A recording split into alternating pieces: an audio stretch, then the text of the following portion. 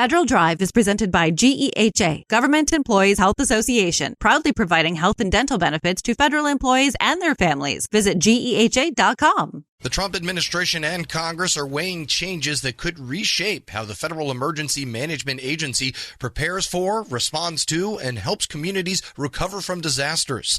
There are quite a few reforms on the table. To help understand them, the Environmental and Energy Study Institute is hosting a Rapid Readout this week to unpack it all.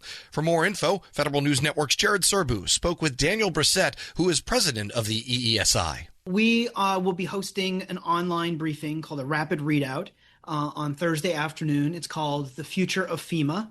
We're going to have an expert named Joel Scotta from the Natural Resources Defense Council join us for about 30 minutes or so to go over the basics of a FEMA reform effort that's taking shape in Congress, talking a little bit about where the agency is. It's been in the headlines quite a bit this year so far.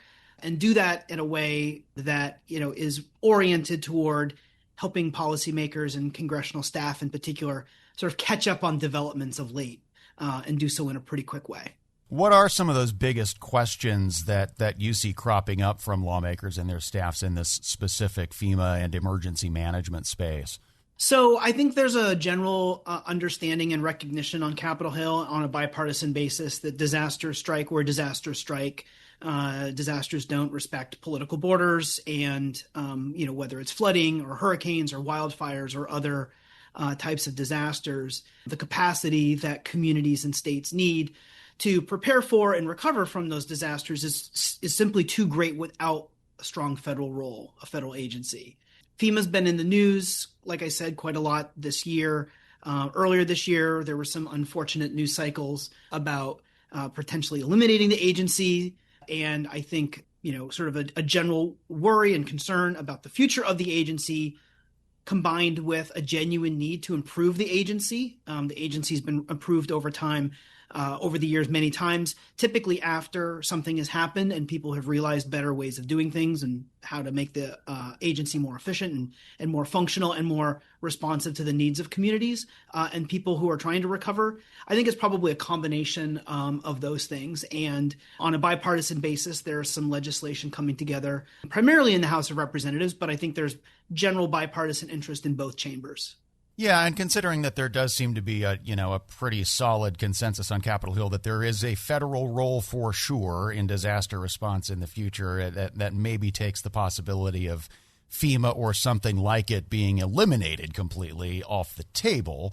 But if we operate within those constraints, that there is going to be a FEMA, what are the biggest specific questions about the agency's future that are going to need to be answered kind of short and medium term?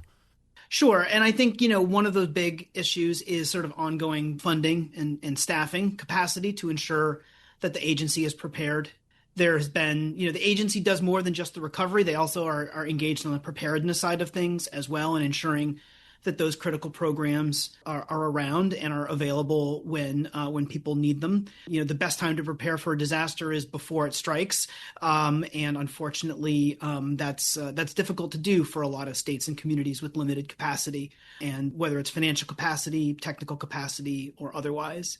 In the House Transportation and Infrastructure Committee, we've been watching some developments take shape. There's a bill called the Fixing Emergency Management for Americans Act. That is a bipartisan bill championed by the chairman of the committee, Representative Sam Graves of Missouri, and the ranking member, Representative Rick Larson of Washington. That bill would do a number of different things. I think the top level reform that bill would put into place is it would return FEMA to its status of an independent agency, directly reports to the president, has its own inspector general, and can operate on an independent basis. I think that's the one sort of the big thing, the top line of what the bill would do. But it would do other things. And these are things that there have been various efforts to do this over the years, streamlining processing, eliminating red tape, to ensure both on the preparedness side and on the recovery side that people are able to, put dollars to use quickly and don't get, too buried in paperwork. And it would also take some important steps to prevent making the disaster aid, disaster recovery those processes political, which is something that we wouldn't want to see federal response efforts become political. I think there's a lot of concern right now, especially that could be something that is used or that is something that could negatively affect communities. Again, in the aftermath when, really everyone should be focusing on helping people get back to their lives and back to their businesses and try to get back to normal and doing that in a way where, those benefits and capacities and resources can be distributed equitably in a timely way. You mentioned before that, some of the previous FEMA reform or emergency management reform efforts have been in the aftermath of, a serious shortcoming that we've seen from the agency. Unless I'm not thinking of something, we don't really have anything in the recent past that's like a Katrina style or scale failure. So given that, is there a consensus on the Hill about what needs to be changed within FEMA, or what the general dissatisfaction with the current state of FEMA is? Is it largely just a matter of go faster? Yeah, I think it's largely an effort to, streamline the agency to ensure that, people are getting those resources as quickly as possible in a timely way, after disaster strikes, and ensure that there are resources available before disaster strikes. I think you're right. Katrina, Hurricane Sandy, September 11th, in the aftermath of some of those disasters, that's when a lot of the previous efforts to reform FEMA have taken place. But I think even after those, and even after the most recent significant reform, the Disaster Recovery Reform Act of 2018, I still think there's this idea that the agency can go faster, can be more responsive to help people recover on an even more timely basis to get back to their normal lives. I'm not sure that process can happen fast enough.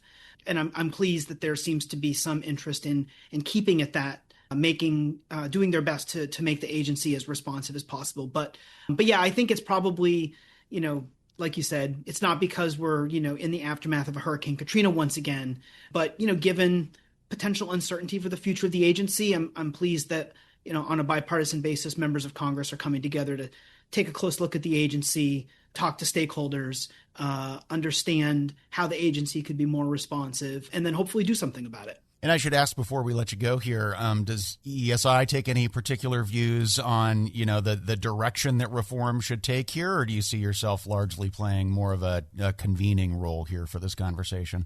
Yeah, we primarily see ourselves as educators. Advocating for specific policies it's not a big part of what we do here at EESI. We're known on Capitol Hill for providing nonpartisan, science-based educational resources on a wide variety of environmental, clean energy, and climate change topics. FEMA is an important agency. I think speaking, a lot of times people think first and foremost about, eliminating greenhouse gas emissions and reducing greenhouse gas emissions, but climate resilience and climate adaptation are very, very important. FEMA is one of the most important agencies when it comes to that, so it's one that we pay attention to very closely. And when there's this much activity on Capitol Hill, we spend even more attention and pay that even more attention than we might have. But our goal is to bring an expert to the Hill, in this case virtually, to help people understand where things are, what direction they could go.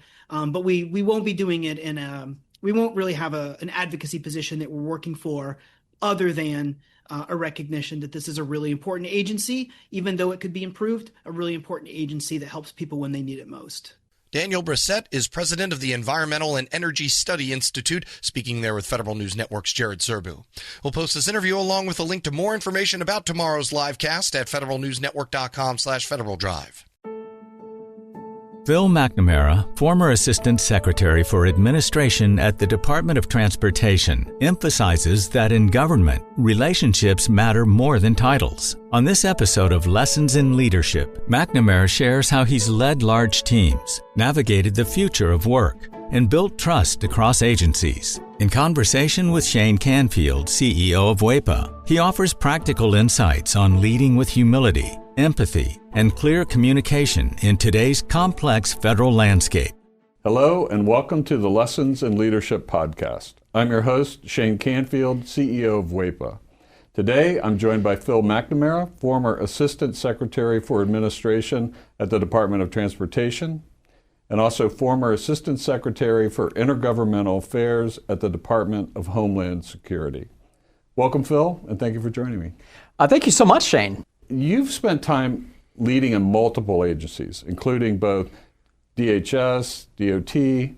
What's something you learned early in your leadership career that carried you over into future positions? Before I dive in, let me just, for any federal employees listening to this podcast or recent former federal employees, I want to say, I see you, I value you, I thank you for your service on behalf of the American people. I wish things weren't happening the way they are happening now, but just a thank you. So you're right, Shane. I've been fortunate to serve in government twice now.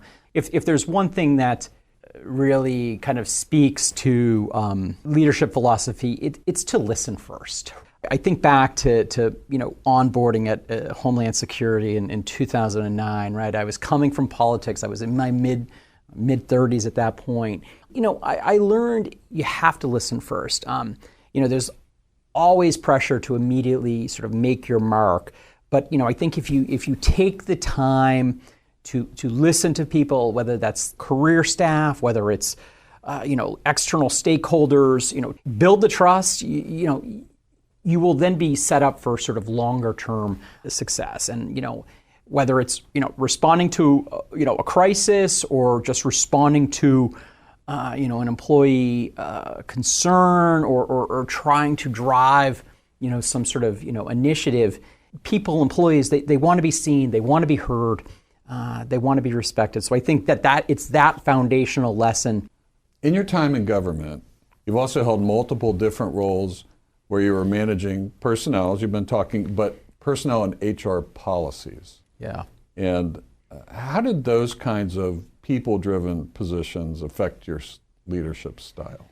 I think, if anything, the people-driven positions has made me a better communicator. There's just so much information to process that I had to be able to express what was going on to employees and leadership in a succinct and, explanatory way. And, obviously, during my time at DOT, right, the administration passed the largest infrastructure, bill in a generation, right? And a big part of that at DOT was getting that money out the door, right, quickly. But it also meant that, DOT had to, hire thousands of new employees, right?